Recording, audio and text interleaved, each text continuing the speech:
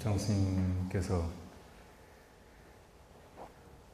동국역경원에서 역경유원으로 경전을 한글화하는 그런 작업에 큰 기여를 하셨다는 것, 이것은 우리가 사실 잘 모르고 있거나 간과하기 쉬운 부분이에요. 스님은 그 한국 말 안에다가 사실은 부처님 가르침, 부처님의 저 높고 가장 우리 인간과 모든 생명을 이 괴로움의 세계에서 건지는 높은 그런 가르침을 담아내려고 하셨고, 그것이 평생 또 가장 중요한 당신의 일이라고 생각하셨던 거예요. 그러니까 한편으로 수행을 통해서 부처님의 깨달음에 다가가고자 했고, 또 이제 다른 사람들이 이 부처님의 법을 말을 통하지 않으면 배울 수가 없기 때문에 우리 시대의 말로 이 불법을 접하고 배우고 또 이렇게 다가갈 수 있는 그런 토대로 배울 수 있는 그런 계기를 만들어주고자 하셨던 거예요. 동국역경원에서 사실 여러 사람들이 같이 작업을 하긴 했지만 스님만큼 그렇게 열심히 하셨던 분은 아마 드물었을 것 같아요. 그때 일을 이제 스님이 회고하시는 걸 들은 적이 있는데, 경전에 무엇이 중요한지, 어디에 무엇이 있는지 그런 것들이 거의 전체가 다 들여다보이듯이 항상 머릿속에서 떠나질 않았고, 심지어는 밤에 자다가도 꿈속에서 어떤 부분이 떠올라고 벌떡 일어나서 또 그 부분을 찾고 번역을 해내고 정리하고 하셨다고 해요. 이 한글로 경전이 번역되었다는 일은, 그것도 이제 중국을 거쳐서 불교가 수입된 지 1500년, 1700년이 되어서야 이렇게 되었다는 것은 사실은 굉장히 애석한 일이에요. 물론 한글이 창제된 이후에 세종대왕 당시에 석보상절이라든지 월인청강지곡 같은 그런 것들이 한글로 부처님의 경전이나 중요한 불교의 그 기록들을 한글화 하려고 했던 것이 없었던 것은 아니에요. 근데 거의 그 뒤로 역사가 이어지지 못하고 몇백 년이 지나가지고 겨우 이제 해방된 이후에야 운어스님이나 이런 선각자들에 의해서 이런 시도가 이루어지고 이제서야 이제 한글 번역이 좀 되고 있잖아요. 이때 당시에 운어스님이랑 각계각층의 많은 그 능력 있는 사람들이 모여서 경전 번역을 해냈다는 것은 참 다행스러운 일이 아닐 수 없어요. 근데 한글화 과정에서 어떤 것이 권위를 가지는 경전이다, 권위를 가진 한글 경전이다, 이렇게 딱 뭐가 드러나는 것이 없어요. 지금 우리는 그때 이제 법정스님이랑 동국역경원에서 나온 우리말 팔만대장경 잘 보지 못하잖아요. 근데 그 우리말 팔만대장경이 제가 보기에는 대단히 좋은 그런 번역이고, 물론 이제 경전을 다 번역한 건 아니고 가려 뽑아서 이렇게 번역한 것이긴 해요. 근데 아주 짜임새가 있고 좋거든요, 내용이. 그래서 그거를 지금 우리 시대의 어떤 말이나 맞춤법에 맞게 다시 번역하는 일이 굉장히 중요하다고 생각을 하고 있어요. 이제 기회가 되면 동국역경원에서 나온 우리말 팔만대장경, 이것이 지금 서점에도 있는가, 어디서 구할 수 있는가 한번 알아보세요. 그때 이제 불이람에서 저는 그 책을 불이람의 서전이라는 집을 힘들게 짓고 있다가 병들 알아 누워가지고 참 고독하고 힘들구나, 누가 나한테 지금 위로를 해줄 수 있을까 이렇게 생각하다가 누가 보고 싶은가 생각해보니까 아무도 보고 싶지가 않은 거예요. 근데 문득 부처님이 보고 싶더라고요. 정말 살아계신 부처님. 그런 생각이 들어서 이렇게 쳐다보는데 스님 서재 우리말 팔만대장경이 눈에 들어오는 거예요. 그전에는 그렇게 유심히 안 봤는데 그걸 꺼내서 봤는데 진짜 부처님을 만난 것 같았어요. 그렇게 해서 이제 어떻든 경전 번역 일이 끝났는데, 그때 이제 스님이 봉은사 다례원에 서울에 와서 지내면서 이제 오랫동안 물론 이제 우리 역사라든지 그 현실, 사회 현실에 대해서 관심을 안 가지셨던 것은 아닌데, 그런 것들이 이제 첨예하게 스님 머릿속에 떠오르게 됩니다.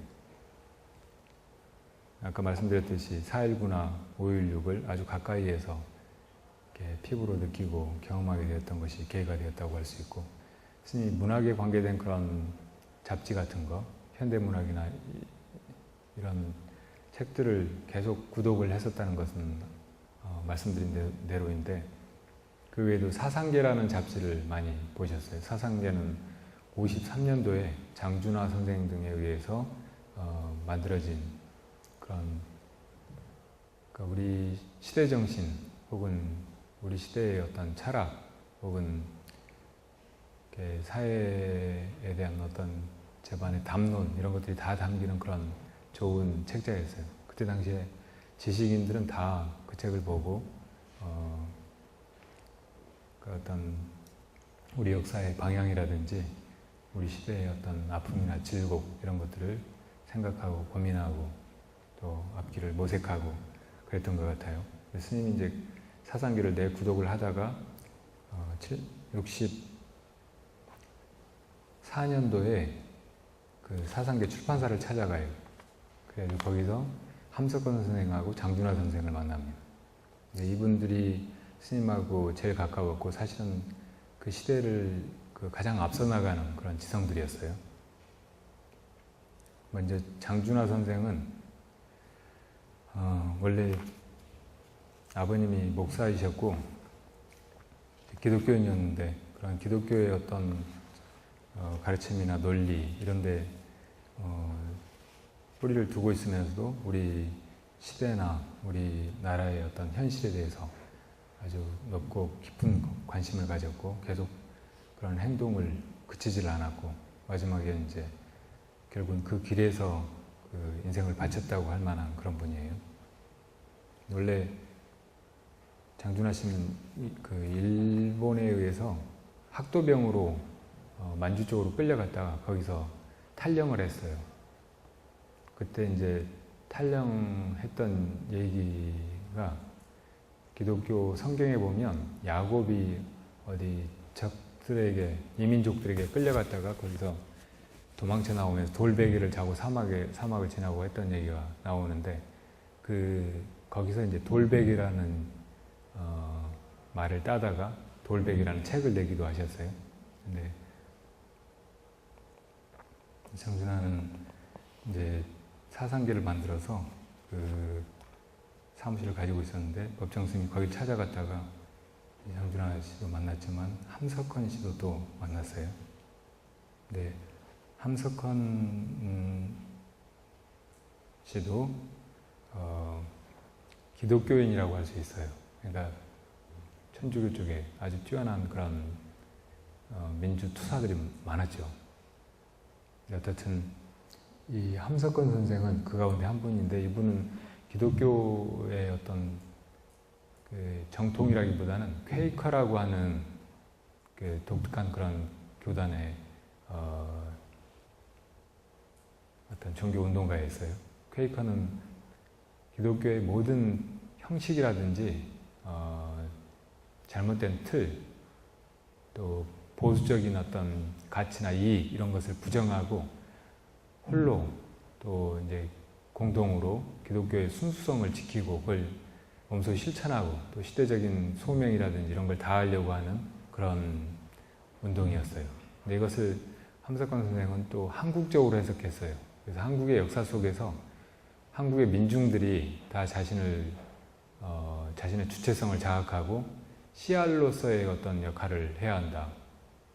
그러니까 우리 그 들판이나 땅에 보면은 씨앗들이 다 낱낱이 정말 보잘것없고 거의 땅에 떨어져 있으면 찾아보기도 힘들 만큼 미미한 존재 같지만 그것들이 결국은 땅의 기운을 흡수하고 움터 나오고 해가지고 큰 나무가 되고 열매를 맺고 하잖아요.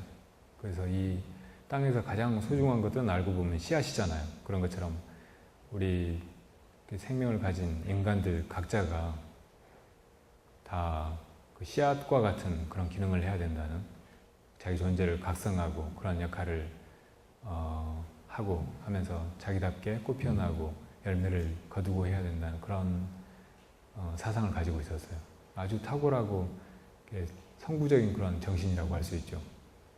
그래서 이제 이 사상계에다가 함석헌 선생도 그 CR 사상이라고 할 수 있는 이 가르침들을 많이 펼쳐내고, 또 이제 그런 기독교 사상에 갇히지 않고 도가의 그 도덕경이라든지 뭐 이런저런 그런 것에도 깊이 심취하고 그것들을 새로 풀어내기도 하고, 칼릴 지브란의 예언제 같은 것을 또 아주 좋은 그런 번역으로 풀어내기도 하고 하셨던 분입니다.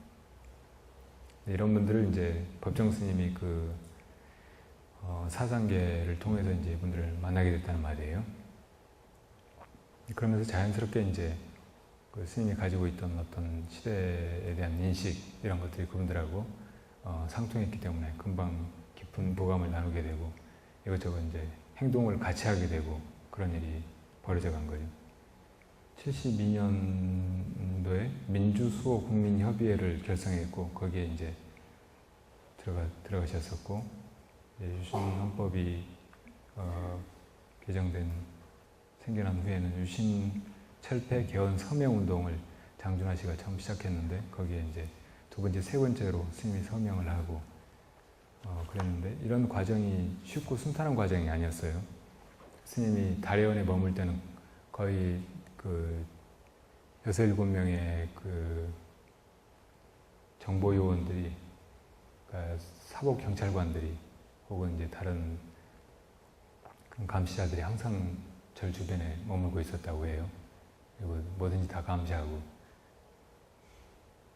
걸핏하면 이제 불려가서 이렇게 조사받고 또 얻어맞거나 고문을 당하기도 하고, 굉장히 험난한 그런 시절에 이런 선구적인 지성들이 당했을 수모나 그런 고난을 생각해 보면, 그러니까 우리 지금 시대 이렇게 많이 그래도 민주화되고 사람들의 생활이 윤택해지고 그런 시대를 그냥 우리가 아무 생각 없이 살아갈 일이 아니에요.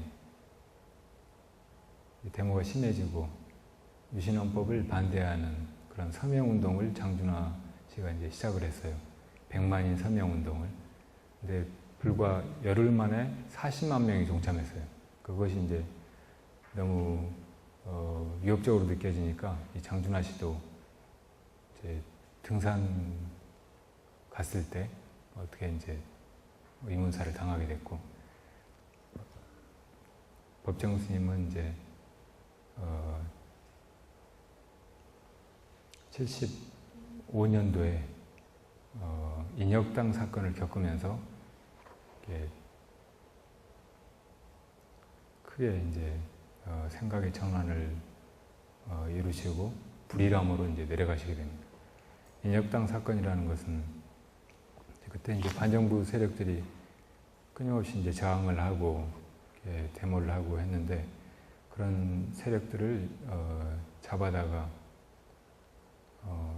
이 사람들이 그 인혁당 민청학년 사람들인데 인혁당을 만들었다. 인민혁명, 그러니까 사회주의, 공산주의 혁명을 일으키려고 하는 그런 기도를 했다고 해서 이 사람들을 재판에 회부시켜가지고 다 사형시켰어요. 사형을 언도했어요. 그러니까 이제 그때 당시에 그 반체제 운동가들, 그러니까 장준하, 함석헌, 법정 스님 뭐 이런 분들이 이게 이제 정치적인 조작극이라고 공격을 했어요. 반론을 제기했어요. 그러니까 사형을 언도한 지 바로 다음 날, 그러니까 불과 하루 만에 1시간에 30분마다 한 사람씩 18명을 다 처형해 버렸어요. 이 사람들이 다 이제 북한의 공작원, 간첩이고 이제 인혁당을 만들어가지고 정권을 전복하려고 했다고. 이것이 이제 너무나 큰 충격이었어요, 스님은. 그때 이제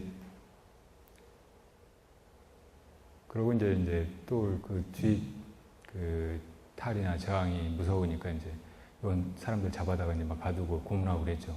스님도 그때 이제 끌려가서 심하게 고문을 당하고 거의 이렇게 몸을 가누지 못하고 정신을 차릴 수 없을 정도로 그런 상태에서 어디다 버려놓았다고 그래요. 그거를 이제 동아일보 기자들이 수습을 해다가 이제 병원에 입원시키고 그렇게 해서 이제 회복하게 했어요. 근데 그때 인연으로 스님이 이제 동아일보에 칼럼을 오래 쓰셨어요. 그런데 그 이후로 이제 스님이 혼자 이제 여러 가지로 반성을 하신 거예요. 우선 이 현 정권을 이렇게 사리사욕이라든지 혹은 독재적인 그런 야심으로 모든 저항이라든지 민주 그 세력 혹은 민중들의 그런 반대를 무릅쓰고 지키려고 드는 그런 사람들에 대해서 끝없는 적개심을 일으키는 것, 끝없는 반감이나 증오심을 일으키는 것, 이것이 수행자로서 맞는 일인가? 또 이렇게 하는 것이 이제 이 사회나 이 나라를 과연 바꿀 수 있을 것인가? 그런 회의에 부딪히셨을 거예요. 그리고 내가 수행자로서 처음에 입산해서 구도하던 그 마음이 지금 그대로 지켜지고 있는가? 그런 반성 끝에 이제 스님이 완전히 이 일생의 어떤 전환을 이루어야 되겠다는 생각을 하시고 서울을 떠나서 이제 산속으로 들어갈 생각을 하고 여기저기 다녀보시다가 부리담에 암자를 짓고 거기로 이제 내려가시게 된 겁니다. 그것이 75년의 일이에요. 75년 4월 달에 부리담에 한번 내려가 보시고 거기가 좋아서 거기 이제 구산 스님이 방장 스님으로 계시면서 사제인 법정 스님을 챙겨서 여기다 꼭 이렇게 암자를 짓고 정진하고 같이 지내자고 이렇게 하시자 거기다 이제 어렵게 이제 돈을 조금 모으고 또 구산 스님도 좀 보태시고 해가지고 부리담에 3칸짜리 암자를 짓고 거기로 이제 10월 달에 내려가시게 됩니다. 근데 그 내려간 해에 장준하 선생은 그 의문사를 당했어요. 그때 이제 스님이 쓰신 글을 조금 읽어볼게요.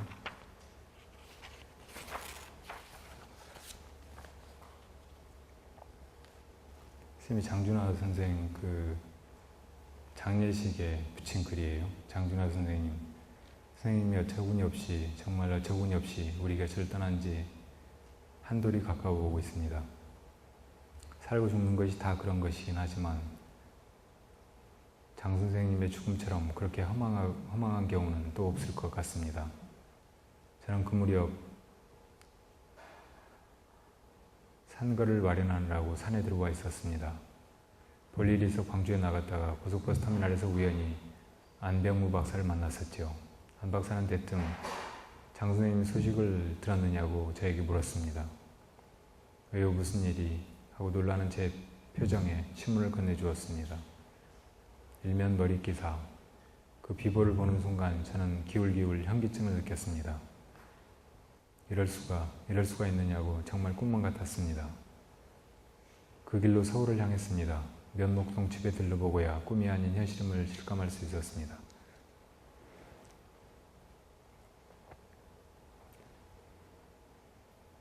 장 선생님의 육신은 우리들 곁에서 사라진 것입니다. 누구나 한 번은 가야 할 그 길을 먼저 떠나신 것입니다. 그토록 파란 많고 순환으로 점철된 인생, 50평생을 오로지 조국의 독립과 결의 자유를 위해 험난한 가시밭길을 헤쳐가신 분, 서울 장안에 크고 작은 집들이 무수히 깔려 있는데도 방 한 칸 없이 남의 셋집으로만 전전하다 가신 가난한 분, 가난한 자식들 교육을 남들처럼 제대로 시키지 못한 것을 가슴 아파하시던 아버지, 그러면서도 집안 사정은 전혀 입 밖에 내지도 않았지요. 장남 호건이 결혼한 사실도 저희는 모르고 있었으니까요. 뒤에한 사실이지만 친지들에게 폐를 끼칠까봐 전혀 알리지 않으셨다더군요. 장 선생님을 처음 뵙기는 사상계 시절입니다. 제가 해인사에 머물고 있을 때지요. 서울 올라간 김에 사상계사로 찾아갔더니 아주 반겨해 주셨습니다. 그 자리에는 마침 함 선생님도 계셨죠. 함 선생님이 저를 소개해 주시더군요. 그 시절이 잘못되어 가면서 우리들 만날 기회가 찾아왔습니다. 그때까지 산에만 묻혀 살던 저에게 종교의 사회적 책임을 눈뜨게 해주셨습니다. 시아래 소리 편집회를 몇 차례 우리는 달의 은에서 열고, 그때 다른 분은 더러 빠지는 일이 있어도 함 선생님과 장 선생님만은 그런 일이 한 번도 없었습니다. 외형적인 종파는 달라도 절간의 분위기를 선생님은 참 좋아하셨습니다. 그래서 오실 때마다 작설차를 끓여드리고 향을 살라드렸지요. 때로는 좋아하시는 향을 나눠드리기도 했고요. 선생님 댁에서 모임 있을 때면 저의 채식을 위해 자상하게 음식을 따로 마련해 주셨습니다. 선생님이 제게 준 인상은 결코 시정의 정치인이 아니었습니다. 누구보다도 이 나라를 아끼고 사랑하는 지성이었고 불의 앞에 용감히 도전하는 행동인이었습니다. 이런 선생님을 가리켜 한 동료는 그는 금지된 동작을 맨 먼저 시작한 혁명가라고 말합니다. 우리는 알고 있습니다. 신촌의 김 박사 댁에서 김 박사는 김동길 박사를 얘기하는 거예요. 시아래 소리 편집회의를 마치고 돌아오는 길 항상 그러셨듯이 선생님이 저를 차로 바래다 주셨습니다. 원효로 함 선생님 집과 제가 거처하는 달해원 그리고 면목동 쪽은 도심을 벗어난 변두리로 거리가 먼 삼각지점이었습니다. 그날 밤 선생님은 전에 없이 저희 방에까지 들어오셔서 새로운 운동을 전개할 것을 말씀하셨습니다. 저는 선뜻 발기인 명단에 서명을 냈습니다. 그러니까 제가 세 번째였습니다. 이건 이제 유신철폐 개헌 서명운동에 동참하신 걸 얘기한 거죠.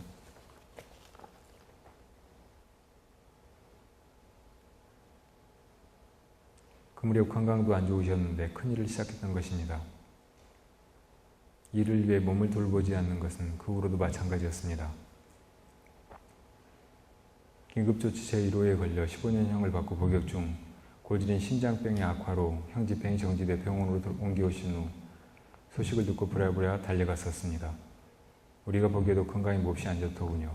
그런데 선생님은 베개 밑에서 서류를 한 뭉치 꺼내시면서 초지를 관찰해야 한다는 것을 말씀하셨습니다.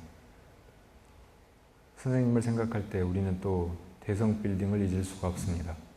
우리들의 모임이 거기서 있을 때마다 청중들의 불타는 그 눈빛을 그 중에서도 선생님이 주관하시던 민족학교 주최로 열린 항일문학의 밤을 그 젊음의 열기를 그것은 곧 어떠한 불의 앞에서도 꺾이지 않을 이 길의 강인한 생명력이었습니다. 흩어져 있던 그 열기들을 선생님이 하나로 뭉치게 해주었습니다. 선생님이 가신 후로도 세월은 그대로입니다. 지난 가을 산으로 들어온 이래 누구를 해치기 위해서가 아니라 불가에서 말하는 저 반야금을 갈고 있습니다. 다른 표현을 빌린다면 소모되어버린 배터리를 충전하고 있는 중입니다. 그러느라고 글도 쓰지 않고 말도 하지 않은 채 산의 나무들처럼 덤덤히 지내고 있습니다. 우리들의 씨알의 소리에도 전혀 글을 쓰지 않았습니다. 장 선생님의 일주일을 추모하는 특집이라고 해서 이렇게 사연을 띄우고 있습니다. 지난 봄 서울에 올라가 면목동 집에 들렀더니 감회가 무량했습니다. 선생님이 계시지 않은 그 집은 텅 비어있는 것처럼 느껴졌습니다. 예나 지금이나 사모님만은 꿋꿋하셨습니다. 장남 호건 군이 얼마 전에 딸을 보았다는 소식과 취직이 됐다는 말을 들었습니다. 선생님이 계시지 않은 집에는 찾아오는 친구들의 발길도 드문 것 같았습니다. 예비 무거우신 사모님은 별 말씀이 없었지만 집안 사정이 더욱더 어려워지고 있다는 것을 느낄 수 있었습니다. 저희들의 무성의와 무기력을 부끄러워할 뿐입니다. 근데 이때 스님은 그 딸이 결혼을 해야 되는데 혼숙감을 마련할 돈도 없다는 것을 아시고 그때 원고료로 받으셨던 돈을 상당히 많은 돈을 그냥 주고 가셨다고 해요. 그 이야기가 어디 MBC인가 거기서 만든 그 다큐멘터리에 나오죠. 그 장준하 선생의 부인과 인터뷰에 얘기가 나옵니다.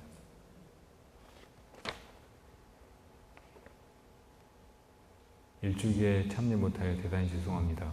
안가 중이라 불전에 향과 차를 올리겠습니다. 안가 후에 찾아뵐까 합니다. 옛날 그 집에 사시는지 또 다른 전셋집으로 옮기셨는지 산에서는 소식을 모르고 있습니다. 장선생님, 8월의 태양 아래 선생님의 육신이 대지에 묻히는 날, 저는 관 위에 흙을 끼얹으면서 속으로 빌었습니다. 건강한 몸 받아서 다시 어서 오시라고요. 고이 잠드시라고 명복을 빌지 않았습니다. 금생이 못다한 한 많은 일들을 두고 어찌 고이 잠들 수 있겠습니까? 가신 선생님이니 남은 우리들이 고이 잠들기에는 아직 우리 곁에 잠못 이루는 이웃들이 너무나 많기 때문입니다. 이웃이 다 고이 잠들 수 있을 때 비로소 우리들도 잠들 수 있을 것입니다. 50년대 초반을 보내며 잠자리가 편치 않음을 괴로워한다고 돌베개에 붙이는 글을 선생님은 쓰셨습니다. 그렇습니다. 오늘도 우리는 잠자리가 편치 않음을 괴로워하고 있습니다. 이 괴로움이 덜리고 다할 때까지 우리는 쉴 수도 없습니다. 지하에서나 지상에서나 우리들의 염원은 결코 다를 수 없습니다. 할 말을 줄입니다. 우리들의 시대가 보다 밝고 건강해질 때까지 우리들의 걸음은 멈추지 않을 것입니다. 우리는 늘 함께 있다고 믿고 있습니다. 밤이 지나면 새벽이 올 것을 확신하고 있습니다. 분양 합장.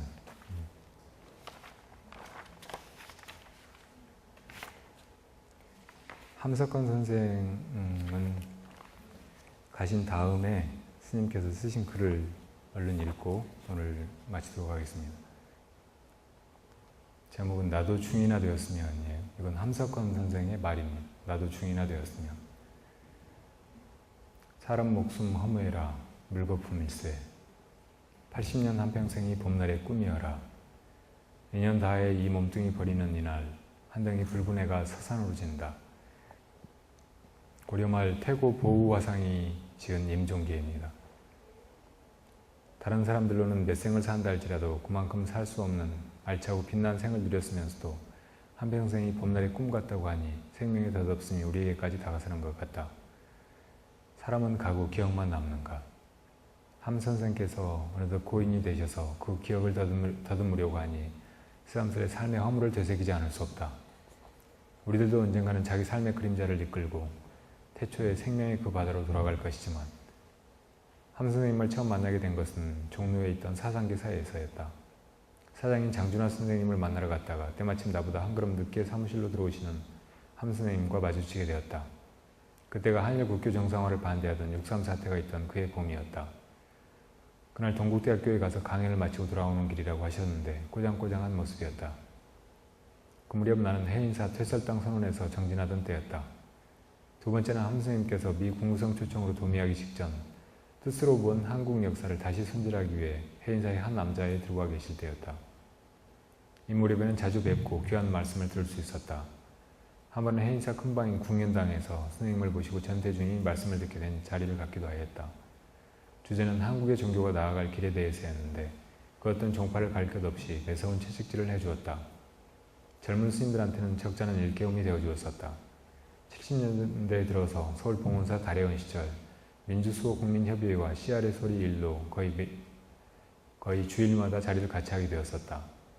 그때 씨알의 소리 편집회의는 주로 면목동 전세방에서 살던 장준하 선생님 댁과 신촌의 김동길 박사 댁과 내 거처인 봉원사 다례원으로 옮겨다니면서 열게 되었다.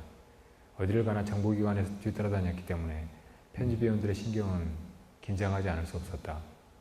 봉원사에서 있었던 일이다. 그날의 모임에 누구누구가 참석했다고 담당 형사가 전화로 상부에 보고 중인 것을 목격한 나는 홧김에 그 전화기를 빼앗아 그의 면전에서 돌에 박살을 내버렸었다. 그때 우리들은 그렇게 피차가 모두 독이 올라 있었다. 이런 모임이 아니고도 함 스님께서는 이따금 우리 다례원에 들르셨다. 차를 좋아하셨기 때문에 샘물을 길어다가 차를 다려 마시면서 마트마 간디며 칼릴 지브란이며 노제에 대한 이야기를 많이 듣게 되었다.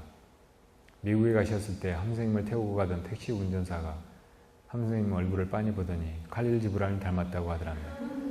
그래서 함 선생님께서 예언자를 한국어로 번역했다고 했더니 아주 반기면서 정식으로 악수를 청하기까지 했다고 하셨다.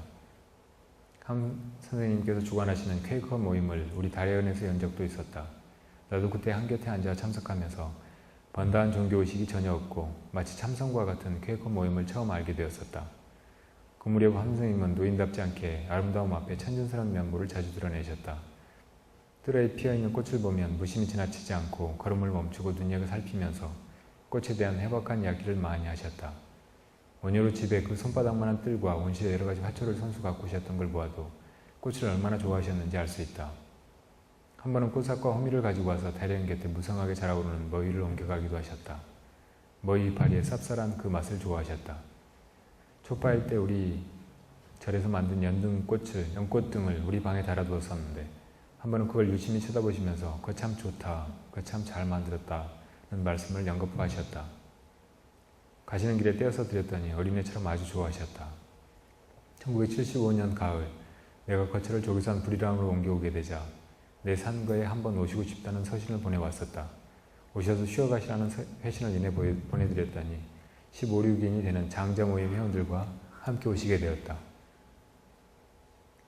이 사진은 장자 모임 회원들 사진이고 아까는 함석헌 선생님하고 두 분만 찍은 사진이고요. 회원들은 아랫절에서 묵도록 하고 함 선생님이랑 나랑은 우리 불이람에 올라와 하룻밤 주무시도록 하였다. 그때 많은 말씀 중에서 다음과 같은 말을 아직도 기억하고 있다. 나도 젊다면 산속에 들어와 중이나 되었으면 좋겠어. 그때 어떤 심경에 사신 말씀인지는 몰라도 아주 침통한 어조로 말씀하셨던 기억이 난다. 그 무렵 안팎으로 몹시 지쳐있는 듯한 느낌이었다. 나도 중이나 되었으면 하시던 그때 그 말씀이 함 선생님을 생각할 때마다 한동안 그림자처럼 뒤따르곤 했다.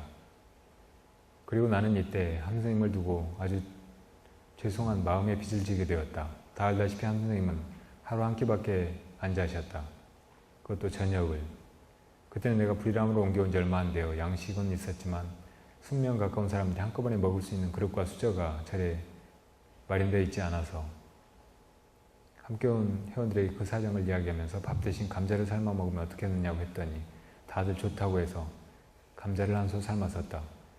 젊은 사람들은 별식이라 좋았겠지만 하루 한 끼밖에 안 드시는 노인이 감자로 끼니를 대신한다는 것은 아무래도 무리한 일이었다. 겨우 2개인가 드시고는 더 안 드셨다. 이때 일이 두고두고 나를 후회하게 했다. 따로 밥을 지어드렸어야 했는데 융통성 없이 꽉 막힌 나는 미처 그런 생각을 하지 못했던 것이다. 또 한 가지, 나는 함 선생님의 마지막 가시는 길에 예를 드리지 못한 허물을 지었다. 그때가 안거 중인데다 연결식 날 하필 절에서 예정된 행사가 있어서 인편에만 조문을 대신케 하고 참석지 못하고 말았다. 고인과 유가족께 죄송하고 송구스러울 따름이다. 돌이켜 생각하면 함석헌 선생님과 같은 큰 어른을 가까이서 모실 수 있었던 인연에 감사드리지 않을 수 없다. 한 개인의 삶이란 그 자신만으로 그치는 것이 아니라 관계된 세계를 통해서 거듭거듭 형성된다. 이런 사실을 상기할 때 함 선생님을 어렵고 험난한 우리 시대의 큰 승으로 우리들 가슴 속에서 오래오래 삶을 함께하리라 믿는다. 선생님의 명복을 빈다.